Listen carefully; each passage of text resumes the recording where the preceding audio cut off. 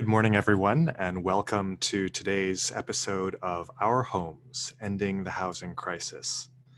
Our guest is Tara Raghuveer, the director of KC Tenants, and also the director of the campaign for a national homes guarantee based at People's Action, a national network of grassroots organizations committed to economic and racial justice.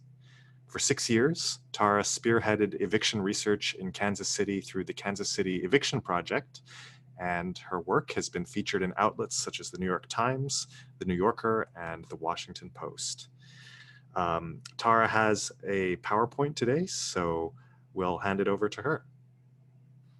Thank you so much for having me, and I'm really honored to have this conversation. I'm sure I will learn a lot about Hawaii and the housing crisis that you all are facing. I'll start by just introducing myself before I share the PowerPoint deck. My name is Tara Raghuveer, and I am an organizer based in Kansas City, Missouri. My family are immigrants. We came to the US in 1995 when I was quite young, and we moved around a lot, spending most of my early years as renters in various different communities across the country. I moved to Kansas City when I was still pretty young, and my parents at that point had the privilege of buying their first home, and that really was the inflection point in our lives. And it gave me access to a whole set of opportunities and a community that I wouldn't have had otherwise. And it also sort of entrenched me in a version of my city that is not the version that everyone has the opportunity to live in. So when I came back as a college senior to do research on evictions in Kansas City as part of my thesis research, what I realized is that I had lived in a bubble. I had grown up in a bubble. I'd only been exposed to that bubble. And actually, there were people within that bubble who were making their money off the backs of other people who lived in other parts of town. So very quickly, I was kind of motivated to throw myself at the project of understanding the systems that create inequities in my hometown, but across the country. And that's led to a life as an organizer and kind of a years-long obsession with housing and tenant organizing in particular. And as Stanley said, I now wear two hats. I'm the KC Tenants Director, where I run a local grassroots organization working on tenants' rights and tenant organizing in Kansas City, Missouri. And I also run the Homes Guarantee campaign at People's Action. And the Homes Guarantee is actually what I'm here to talk to you about today. So I will go ahead and pull up my slides. This is my inbox, not my slides. All right, so here we go.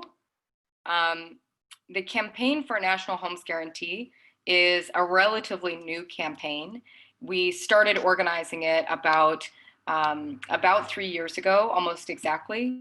But this vision for a homes guarantee, which I'll tell you about in a second, actually launched publicly only last year. So only a year ago. And in that year, we've had a kind of tremendous amount of success, and we've built a lot of power, and we also have a lot of work to do yet. So I'll get to that near the end of my presentation, but I don't want anyone to come away from this with the idea that this is an entrenched or really long established campaign, because it's certainly not the case, and it's still very much in its formation stage. So the Homes Guarantee is a plan that will ensure that everyone has safe, accessible, sustainable, and a permanently affordable home. I think it's important that we talk about this name for a second. The reason we're saying Homes Guarantee as opposed to Jobs Guarantee, or sorry, as opposed to Housing Guarantee, it should be quite obvious, right? But just to say it out loud, we think of homes as kind of these living, breathing spaces of dignity and humanity that people live in. We don't think of it just as housing. I think often in conversations, especially national conversations about housing as an issue, we become kind of encumbered by the data, and we talk about housing as a kind of humanless thing.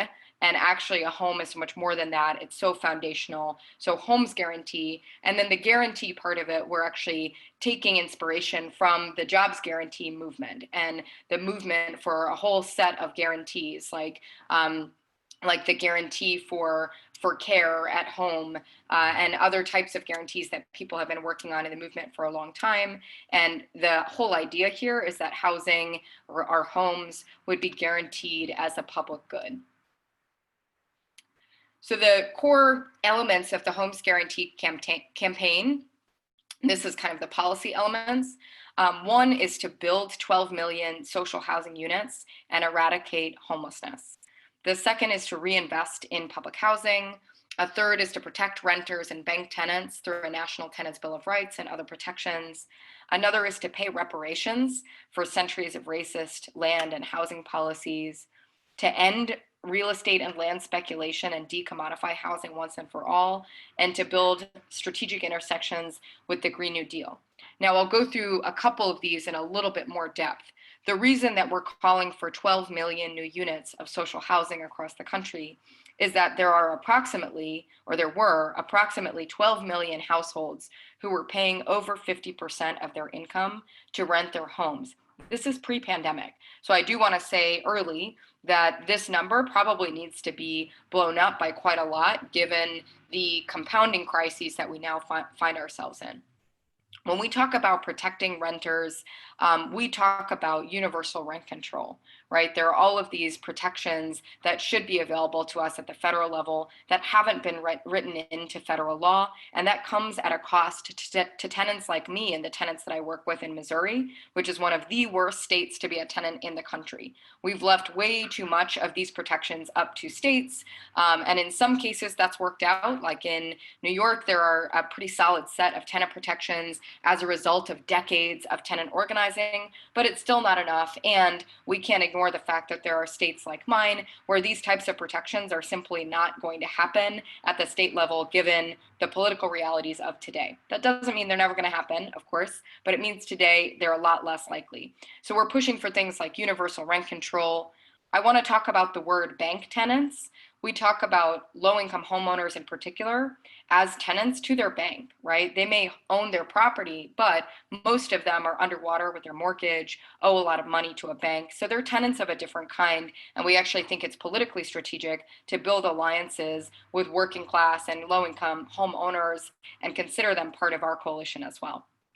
And then I think the final two pieces I really want to highlight here, reparations is critical to us because while we are universalist in the way that we think about policy making today, we don't believe in means testing. We think these types of public options should be available to everyone. We also recognize that we can't build perfect policy starting in 2020 that ignores the centuries of land and housing and property theft that have specifically impacted Black and Indigenous communities across the country. And then the final thing I want to name, because I know, Senator Chang, you have some really like visionary intersections here, is with the Green New Deal, right? The Homes Guarantee, this project of building 12 million new social housing units could be a huge contributing factor to global climate change if we weren't careful, right? But it could also be, if we are intentional, the way or one of the ways that we combat global climate change and create green jobs and really limit the negative impact that our homes have on our climate. So those are a couple of the highlights of the Homes Guarantee policy, and there's a lot more to say about all of that. I cannot say it, though, as well as Tiana Caldwell, who's one of the leaders who helped write the Homes Guarantee. So I'm going to play this little clip. Oops.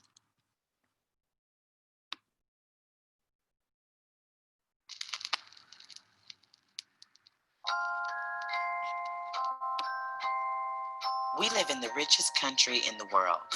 So why do millions of people experience homelessness? Why do 12 million people spend half their paychecks on the rent? One emergency, a flat tire, or a sick kid is all that separates people like me from eviction or homelessness. People are forced to choose between putting food on the table or paying rent.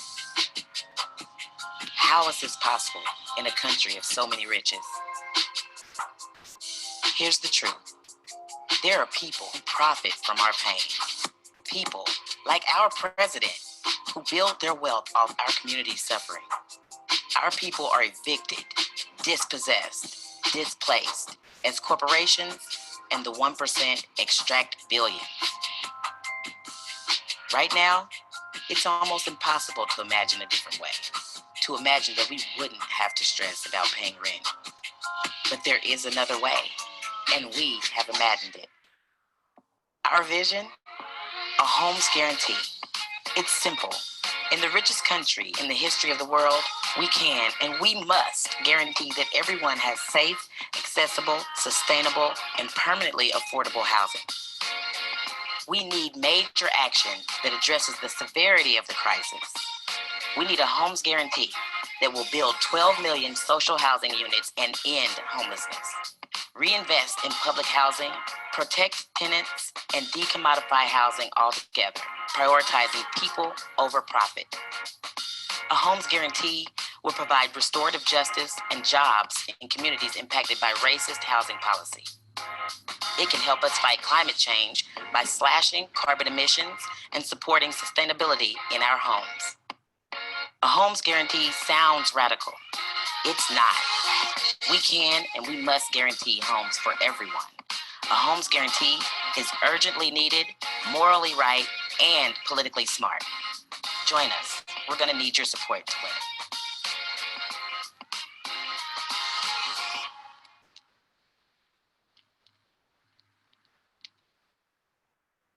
So that's a much more beautiful way of kind of introducing you to the concept of the homes guarantee. And as I said, Tiana Caldwell is one of the grassroots leaders who actually helped write this plan. She's a leader with Tenants, the local organization that I run here in Kansas City. I'm biased, of course, but I think she's one of the most brilliant leaders in the country on this issue because we believe that the people who are the closest to the problem are the closest to the solution. And Tiana, when she recorded that video, or the recording for that video, was actually experiencing homelessness herself, as she has many times over in her adult life and in her childhood. And that's kind of the animating theory behind the homes guarantee, is that when we put the people who are the most deeply impacted at the center of defining their own liberation, then we come to these really clear and, yes, very bold and some would say radical ideas about what's needed in this country. And so we have this grassroots and organizing team that's comprised of leaders like Tiana and organizations like these that are listed on this slide across the country, although not in Hawaii yet. So if anyone wants to join up, we would love to have you. We also have a policy team that are some of the leading experts in the country who are down to follow a grassroots-led agenda, but these are some of the people who have really built out the content of the homes guarantee into a viable vision. And then I want to tell you a little bit about the overview of the campaign timeline, because it's been kind of a wild ride for the last couple of years. We officially launched sometime around December 2017 with a little gathering in DC. We launched what was then called a People's Housing Platform. We had about 100 tenants, unhoused leaders, public housing residents in Washington, DC. We were in conversation with people like Bernie Sanders, even back then, talking about the vision that our leaders had for what they needed in their homes. Then fast forward, in April 2018, we started taking some direct actions, specifically against Ben Carson as HUD secretary, as he was proposing a tripling of rents in public housing, which we then were able to defeat. The New York Homes Guarantee campaign, one of our state campaigns, was born in August 2018, as was the Homes Guarantee vision itself, was born around that same time, because we had kind of been trying to think about how to knit all of these disparate state and local efforts into a national campaign. And the idea for a homes guarantee was developed that summer in 2018. And then in spring of 2019, we had this really incredible convention in DC and a meeting with Chuy Garcia and Ayanna Pressley, two members of Congress, who committed to the homes guarantee vision and said, let's introduce legislation, as you can see in this cute comic. We assembled a policy team. Then we worked all of last summer to put together a briefing book, which is now on our website, homesguarantee.com. And the briefing book really details this vision, and it has a lot of depth on what we mean when we say social housing, right? Which I'm sure I can get into after the presentation. And then just a couple weeks later, Bernie Sanders adopted most of the homes guarantee as his housing platform when he was running for president. We pushed Elizabeth Warren to adopt more of these ideas as well. And then we launched a homes guarantee pledge that over 120 candidates now have signed on to.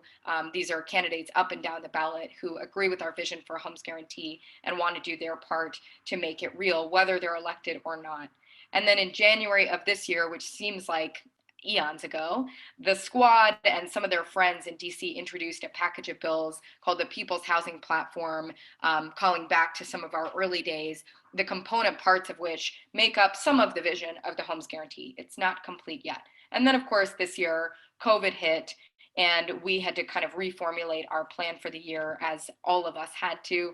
And we kind of came out of that with a really clear idea of what we needed to do to show up for our base. Our folks were telling us, we need our rents canceled. We need our mortgages canceled. So we wrote a bill with Representative Ilhan Omar to do exactly that, to cancel rents and mortgages for the duration of the crisis. And now there's a lot of exciting stuff that we're working on since that time in April that I'll get into in just a moment. But to take you through a couple of the highlights, these are some of the brilliant KC Tenants leaders, but just one example of like who the experts look like who comprise the Homes Guarantee team. These are folks who are tenants, they're unhoused, they're public housing residents. And this was actually last September, right after the Homes Guarantee was launched.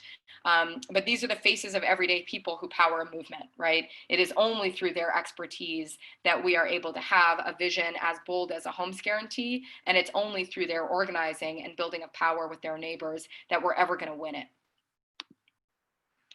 This is Jermaine. He is a leader in New York. He experienced homelessness for years after returning from prison. And Jermaine was one of the testifiers at that April 2019 meeting with Representative Presley and Representative Garcia, where we got them to commit to introducing legislation that would be aligned with our Homes Guarantee vision. This is a little screenshot of the briefing book that's available online. You can see the table of contents. We go into a lot of depth on things like social housing, which is not a concept that a lot of Americans have necessarily heard of. It's not really part of our public or political imagination. And we really sought to go deep to really think through what this could look like in the US. We can draw on, international models, but at a certain point, we need to figure out where the rubber hits the road in the United States and what social housing could actually look like here. So this is the briefing book that launched on September 5th of last year and kind of broke the internet in a funny way. And we very quickly thereafter gained a lot of steam behind the campaign. We had people like Representative Jayapal, the head of the Congressional Progressive Caucus, tweeting about a Homes Guarantee last September 5th. And she and others then went on to champion our agenda in the legislature earlier this year. This is just a screen grab of Bernie's platform where he says, we need a homes guarantee. And he had a lot of elements of our plan baked into his and continued to liaise with our grassroots leaders as the campaign for president wore on. And then, of course, now as a senator, he continues to be one of the champions of this vision who we turn to frequently. This is Tiana Caldwell, who you heard from before, and Linda Armitage, who's a senior living in public housing in Chicago. These two were on stage with Elizabeth Warren at a presidential forum last fall, where they really pushed her to make her housing platform even better.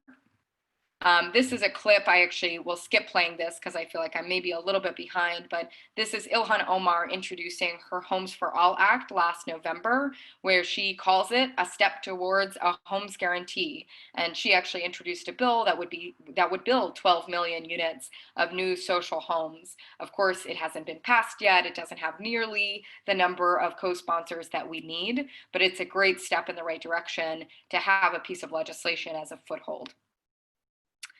This is a little screen grab of our candidate pledge. So in December, we put out a Homes Guarantee candidate pledge that was then taken, as I said, by about 120 candidates up and down the ballot all over the country, from places like New York to Missouri to Ohio to Delaware and everywhere in between. And many of these candidates actually went on to win their primaries. Some of them are headed to Congress this year. For example, Jamal Bowman, Cori Bush, and some names that I think many of us have become familiar with in the last couple of months.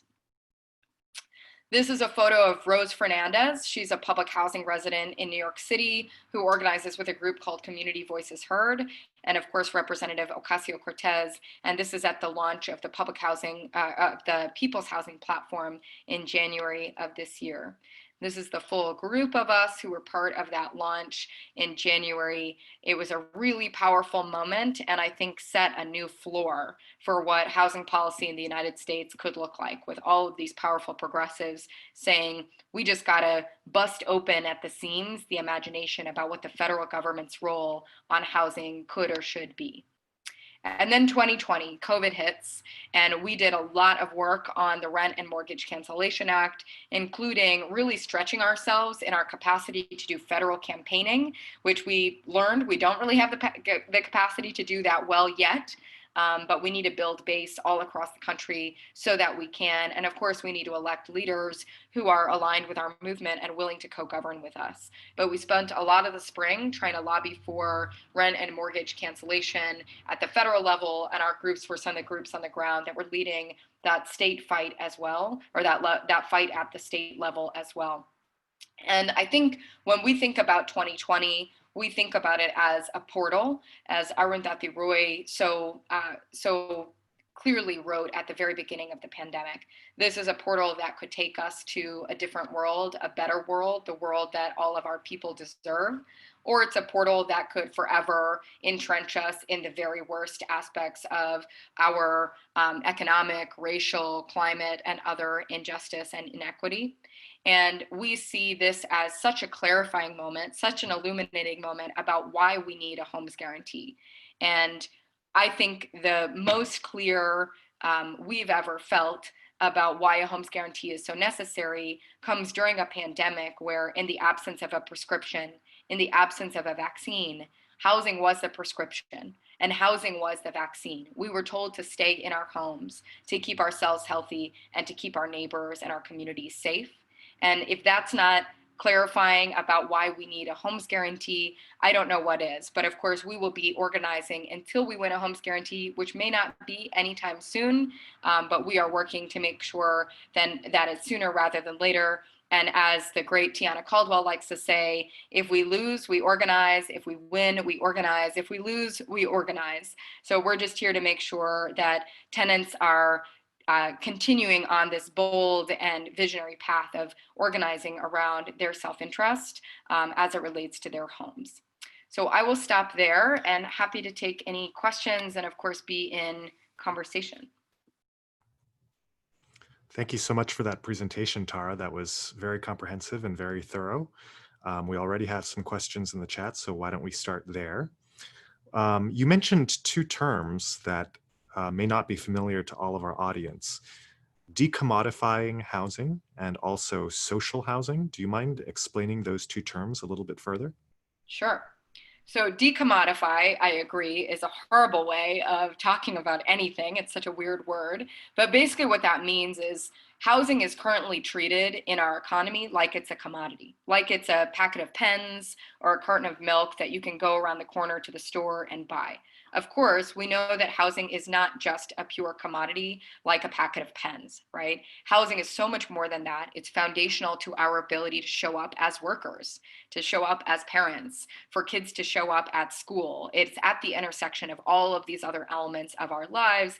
And therefore, it's so much more than just the brick and mortar of the housing. It's a home, right? So the idea of decommodifying housing is to think of housing not as a commodity, but as a public good. It's part of what each of us needs in order to just live our lives, and especially to live them with dignity, right? It's in that very foundational part of Maslow's hierarchy of needs. We need shelter, we need food, we need water. And housing is, of course, part of that shelter. So the theory of the Homes Guarantee campaign is to transform housing from commodity to public good. We need to start talking about and thinking about policies that can guarantee housing as a right and housing as a public good, as opposed to relying on the private market as the only provider of housing as a commodity. That's very limited. And frankly, I think we have enough data by now to know that that's a failed model. The market is failing, right? The story of 12 million people paying over 50% of their income in rent pre-pandemic is a story of market failure, especially in the richest country in the history of the world, right? So we know the market has failed, and we know housing is not a commodity. We need to transform it to public good. And this actually relates to the second question about social housing. One of the ways that we think that we do that is by constructing millions of new units of social housing, which is to say housing that is built, managed, and permanently controlled off of the private market. It's not intended for profit. It is like modern day public housing. But we also want to acknowledge that public housing comes with a lot of stigma, and that's not for no reason. It's actually because of decades of disinvestment and austerity politics and neglect for the residents of public housing. When it was constructed back in the New Deal era, it was actually constructed for white working class people. And over the years, as white working class people were introduced to federally backed mortgages and moved into the suburbs, then public housing became home for Black and brown communities across the country. And it's not a coincidence that almost exactly at that moment, public housing became disinvested from. And since then, the amount of money that we've spent on public housing is contested every year, and it's almost lesser and lesser every single year that passes by. And that is not to say that the failures of public housing are failures of the residents, right? That's actually to say the opposite. It's our societal failure and it's our governmental failure to make public housing what it could have been. And so when we think about social housing, we think of a modern version of public housing in the United States, which might look like big multifamily projects. That's like what they have in Vienna. They have a very successful 100-year-long social housing experiment that people love. It's beautiful homes. Architects fight over these contracts. They're mixed income. They're gorgeous. They're sustainable. It's a really beautiful and communal way of living.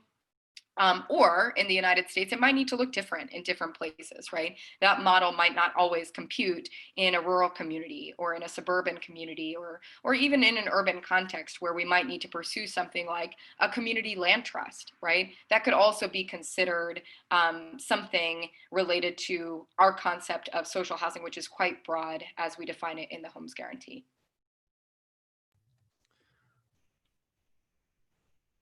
So today, we're all familiar with the way that you secure housing today, right? If you're a renter, you might go on Craigslist, you'll look at the listings in the neighborhood that you're interested or in the budget that you have. If you're a buyer, you'll hire a realtor, you'll take a look at listings of the budget, the market, the neighborhood, and so on that you're interested in. And you'll save and eventually pay a mortgage.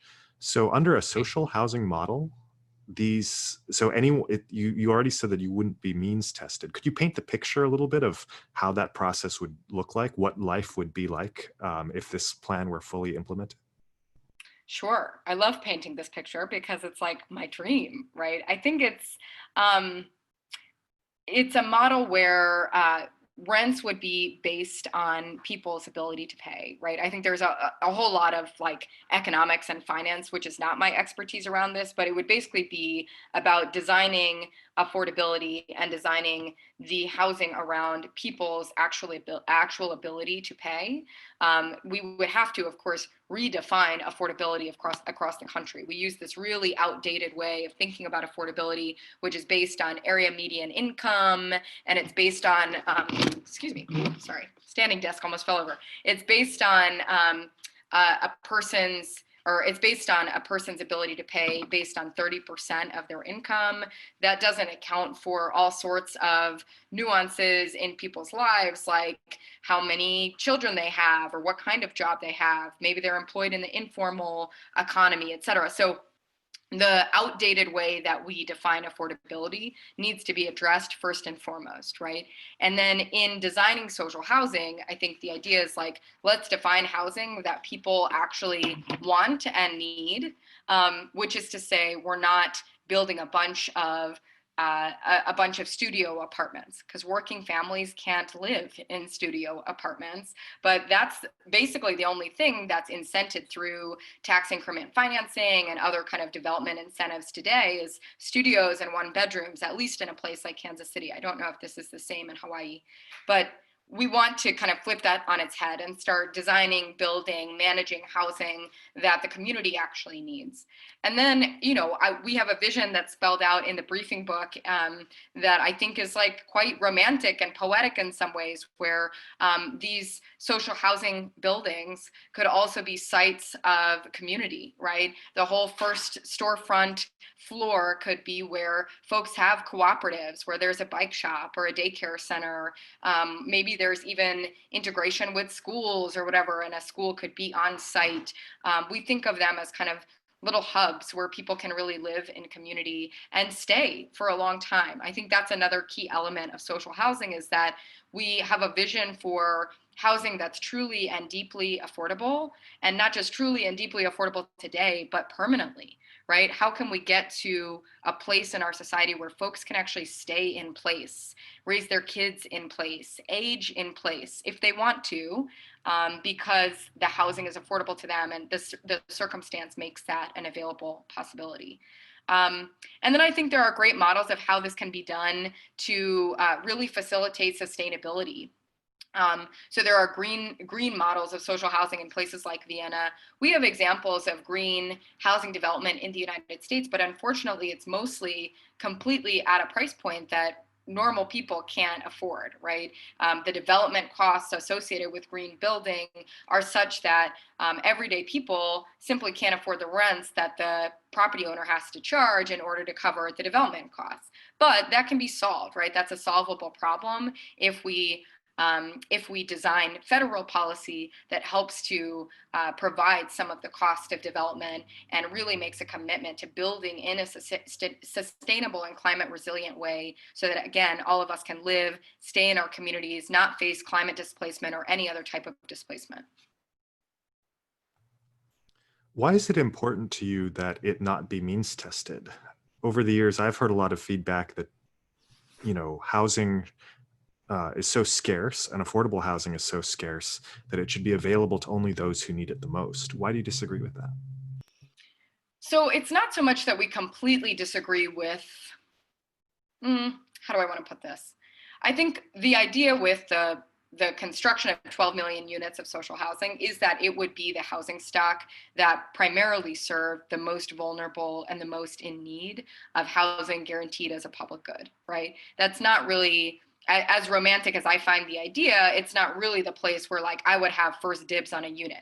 With that being said, I think in order to combat some of the perils of public housing that we saw in this country in the last go around, there's a really compelling argument to be made that someone like me should live in the project, in the public house or in the social housing project, as a way of fighting against the budget austerity that, again, not coincidentally, but frequently comes up when we're talking about policies and services that are designed for poor and working class people and Black and brown people in this country, right? So we're trying to facilitate like a healthy mix in community, but I think the idea is that we're designing for those who are the most impacted first and foremost. And the kind of carve out within the Homes Guarantee that speaks to that most specifically is a dedicated allotment of about 600,000 of those social housing units to be for people who are currently experiencing homelessness. So there are about 500,000 people across the country who are experiencing what we might consider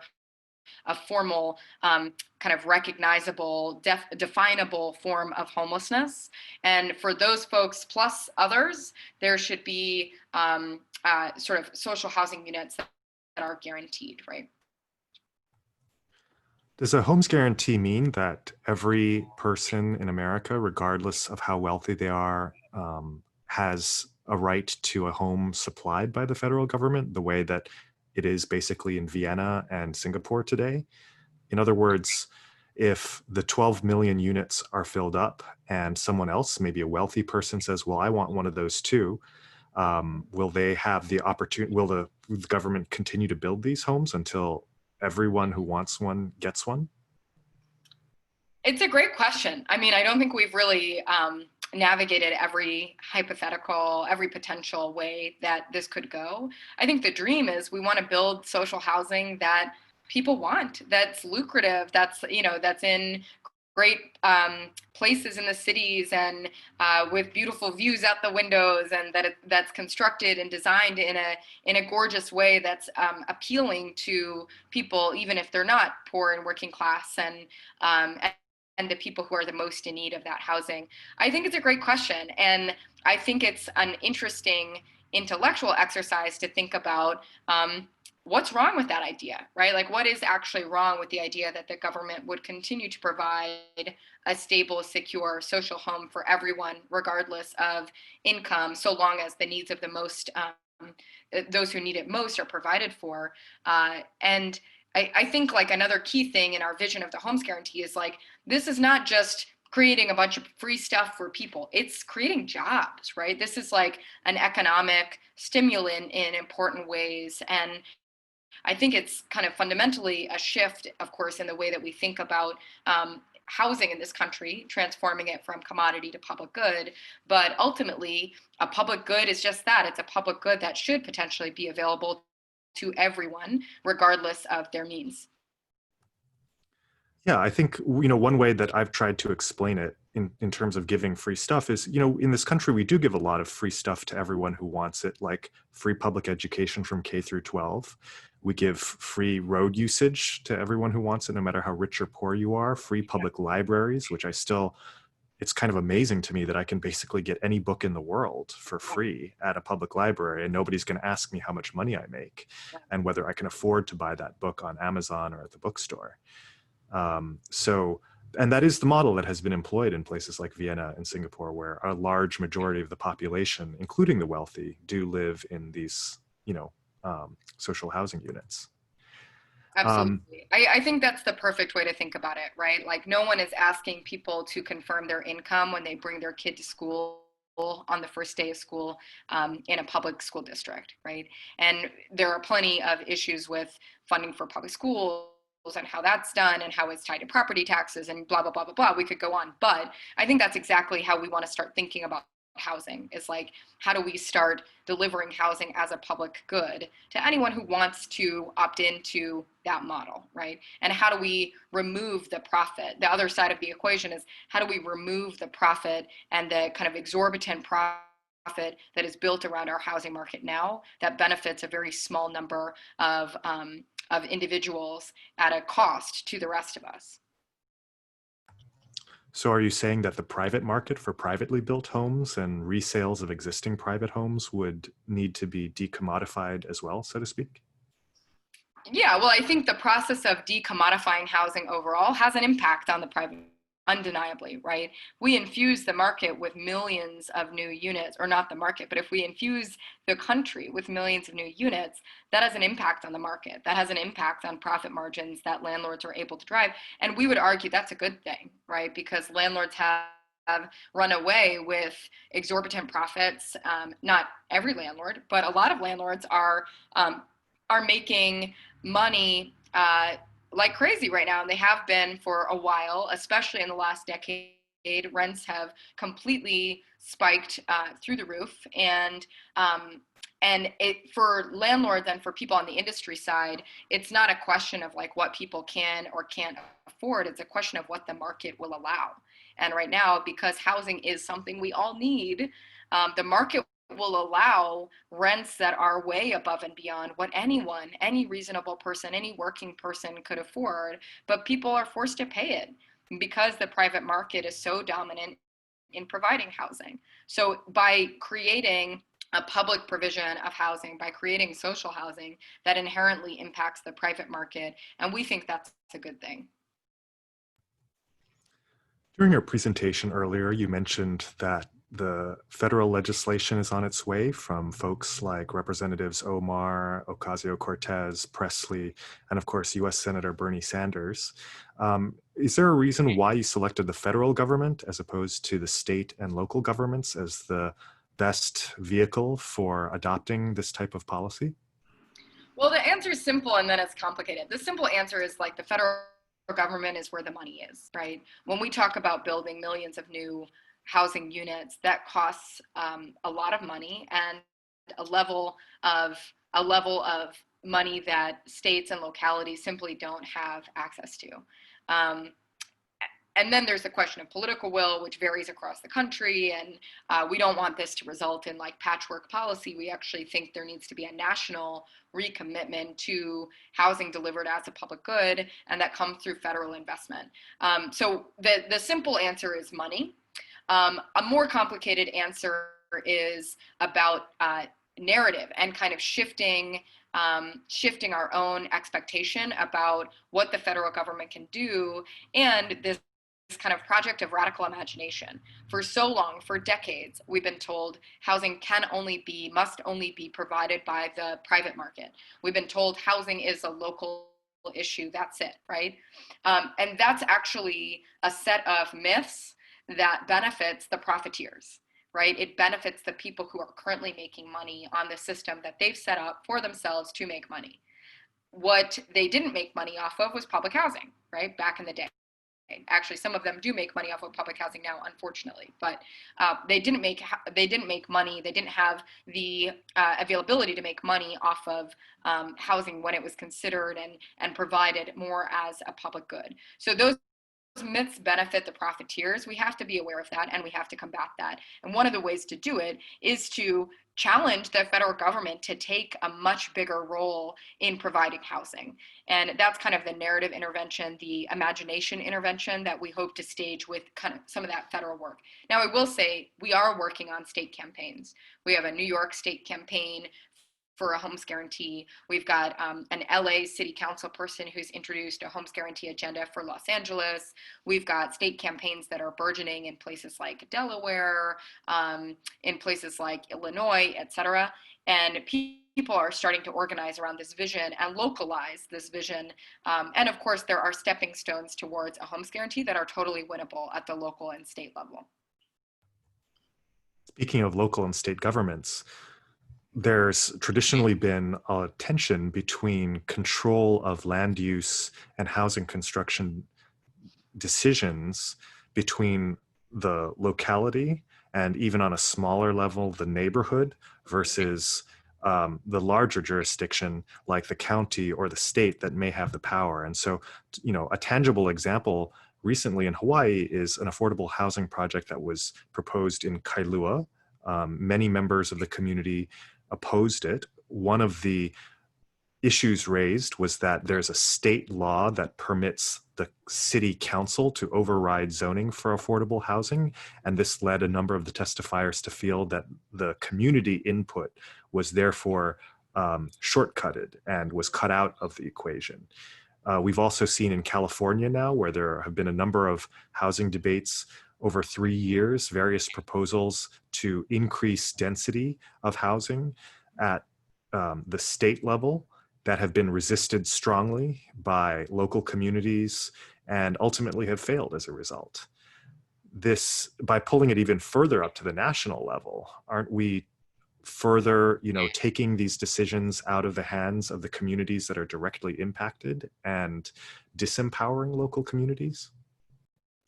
No, I don't think so, if policy is designed the right way, right? I think we have to be clear about a couple things. One, when we leave too much up to local communities, sometimes what we're doing is enabling racism and exclusionary thinking that should not be part of our vision for a homes guarantee, right? I'll be honest, the neighborhood I grew up in is a neighborhood where people would be radically opposed to the idea of constructing social housing, especially if it served poor and working class Black and brown people.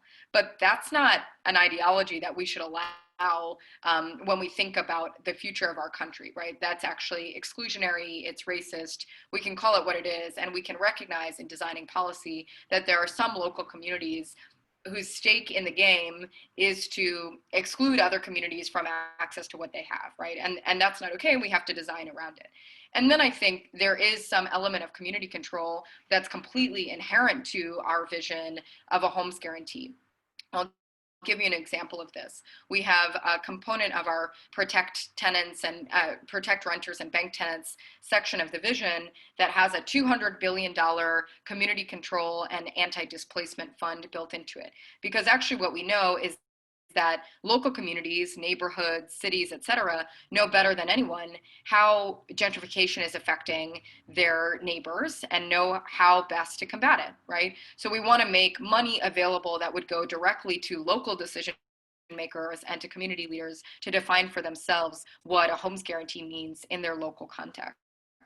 And then I think the vision for social housing is a vision that includes flexibility for local and community leaders to define for themselves what social housing means. As I said before, it could be a big apartment complex, could be a community land trust, it could be a bunch of cooperatives sprinkled throughout a city. It could be any number of things. And I think what would be really exciting about the implementation of a homes guarantee is empowering local communities to define for themselves what they felt they most needed, so long as they met the criteria of what we defined as social housing, right? This is truly deeply affordable. You've got units set aside for people experiencing homelessness in your community. You've built in some of the permanence around rent stability and stuff like that. But above and beyond those kind of guiding principles, I think what energizes me about this vision is that communities could really make it their own.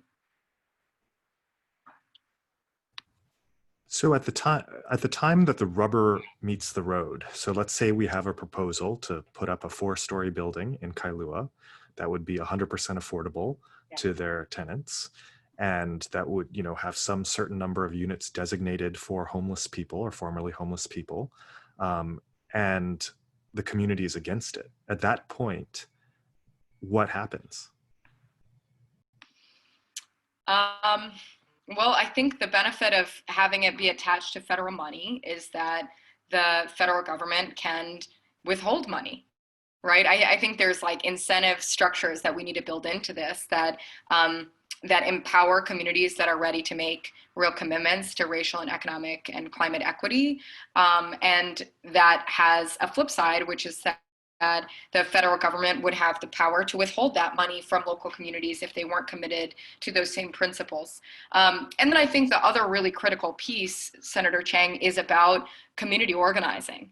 Right? This is not a problem that can be solved by policy alone. It's not a problem that elected leaders can solve without movements. People need to organize around their own commitment to make sure that their neighbors have a home, right? I think the seeds of racism and discrimination of all sorts are so deep in American society, and it's so tied to the story of our country and the economy that we have here, so tied to capitalism as it informs all of these different policy areas that impact our lives. But we have to do the work of organizing with our neighbors, with tenants in our buildings, with community members across our communities to combat that, right? There's a narrative intervention that organizers need to do alongside promoting policies and electing candidates and all of the other work of movements to ensure that we can win things like a homes guarantee. Great. Well, we have a few more questions coming in from the audience. Can you explain the similarities and differences between the social housing that you're proposing and the community land trust? So there aren't differences per se. I see community land trust as a model that works within our definition of social housing. Land trust is basically, it's different from like a building cooperative or a standalone complex or something like that. It's a communal way of owning land and property. And I think that's a beautiful model that works really well with our definition of social housing. Basically, social housing is, in our minds, anything that, any type of housing that follows the principles of, you know, it's not for profit, it's off of the market, it's not available for private speculation, and it meets some of these other requirements around rent and the kind of specific programmatic elements that we described before around making sure that there are homes for people experiencing homelessness and stuff like that. Okay. How would you maintain the social housing units over a period of decades? As you know, and as you already mentioned, public housing has had problems with the long-term maintenance after the construction period, and that's been politically very difficult to achieve. Ask the question one more time. I want to make sure I understood. How would you ensure that the funding for maintenance of these units continues even long after they've already been built? Got it. Yes, this is a great question, right? Because we have historical examples of programs like this with a lot of promise that then were allowed to fall apart. Public housing is the chief example, of course, that comes to mind of a program that was widely supported, was a great jobs generator, provided dignified homes for a huge number of people in the New Deal era, and then ultimately has been defeated and pummeled and broken down by austerity at the federal level and kind of politics and racist lies about like the residents of public housing, et cetera, right?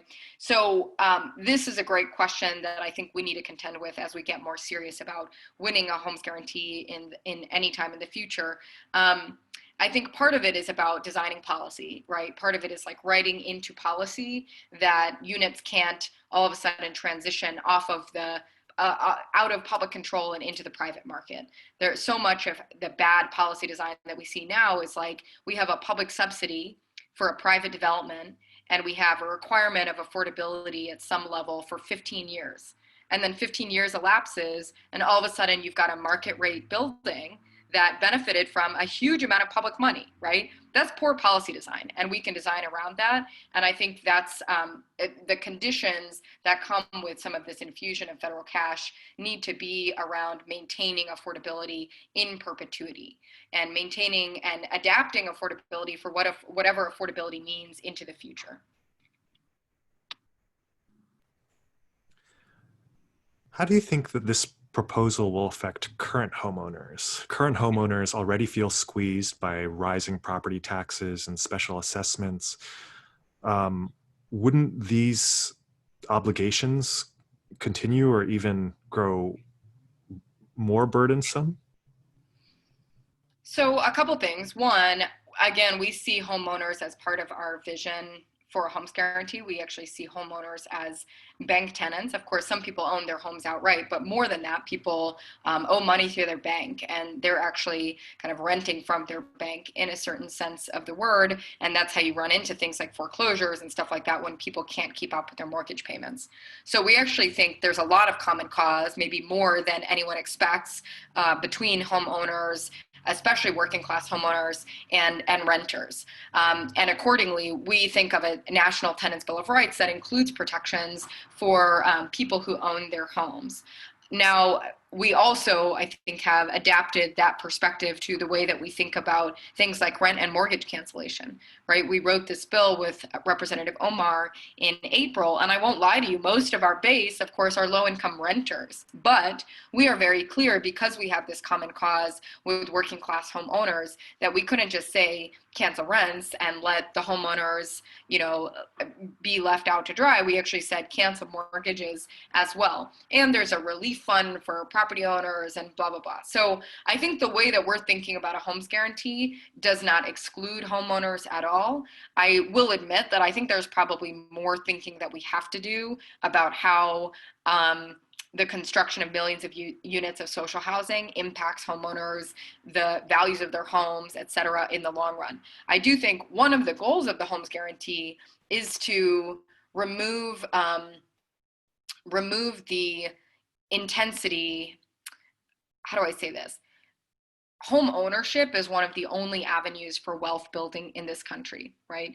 But even that avenue for wealth building, for example, for a Black homeowner, is not necessarily the same tool for building wealth that it is for a white homeowner. Kianga Yamhana Taylor, who's a professor at Penn, wrote a fabulous book about this called Race to Profit, or Race for Profit, which is about Black homeowners and the ways in which Black people were cut out of wealth building opportunities, even if they were able to become homeowners. So one of the goals of this project of a homes guarantee is actually decoupling the idea of wealth building and home ownership, because if those things are deeply coupled and entrenched, we live in a world where housing is a commodity, right? Housing is a wealth building tool first and foremost, and that's not totally consistent with our idea about housing guaranteed as a public good.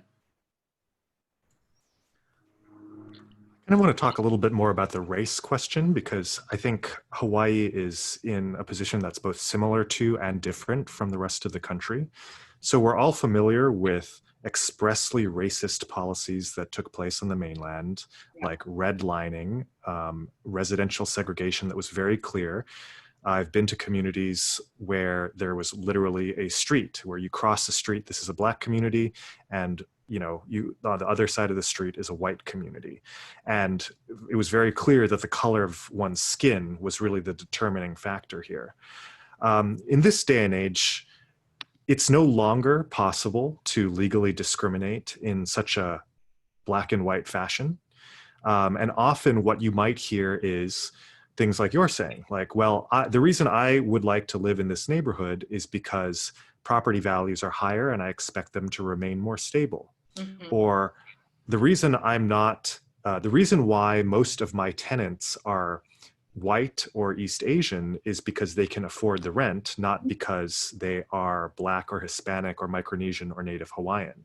And indeed, a lot of legacy homeowners who are, Native Hawaiian and so on, have come out against projects to build affordable housing.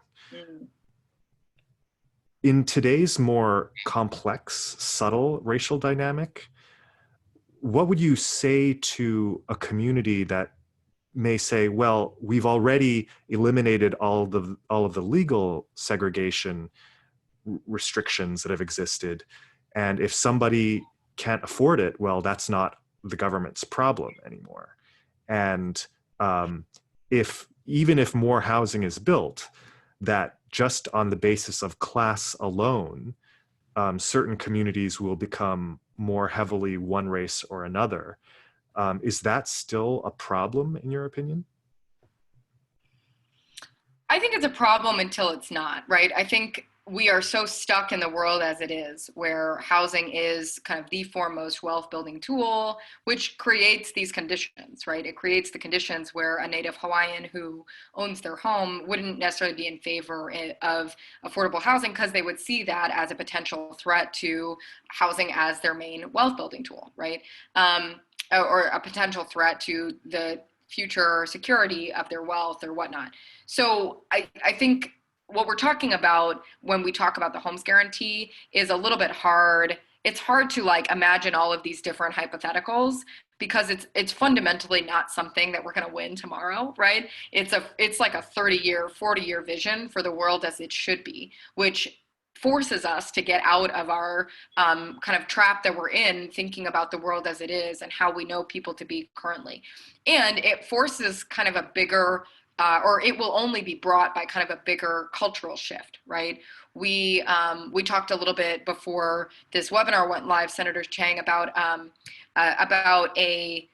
book that I've been reading called All About Love by Bell Hooks.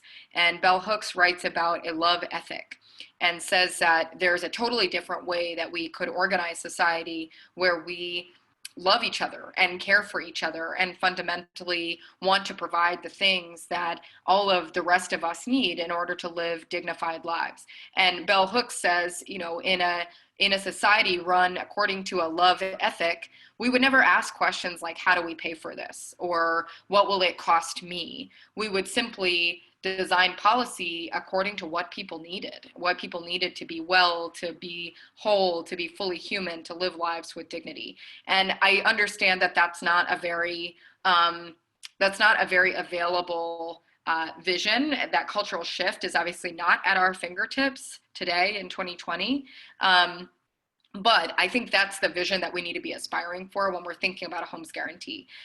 We need to be building a world, and again, this is the work of organizing, building a world where the argument about like my personal wealth does not come before the idea of our social wealth and our social health and our social ability to thrive together, not just me thrive individually or my family thrive alone.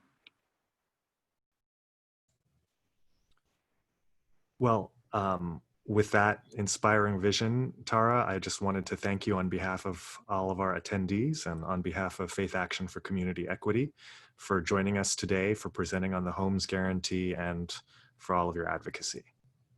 Thank you so much for putting this together. And I've learned a lot about Hawaii from just being in conversation with you for a little bit, but obviously have a lot more to learn. So anyone here who's interested in getting involved in the Homes Guarantee, or anyone who just wants to take me to school on what the housing dynamics are in your state, please do reach out.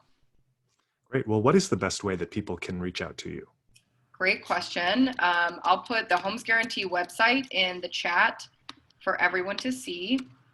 And then my email is just t.raghuveer@peoplesaction.org. And that's now also in the chat. Okay, so again, just to repeat, that's homesguarantee.com, all one word. And the email address is t.raghuveer@peoplesaction, all one word, .org. And unfortunately, that's all the time we have. But thank you again, Tara, for joining us. And thank you to our audience for being a great audience. Thank you. Take care.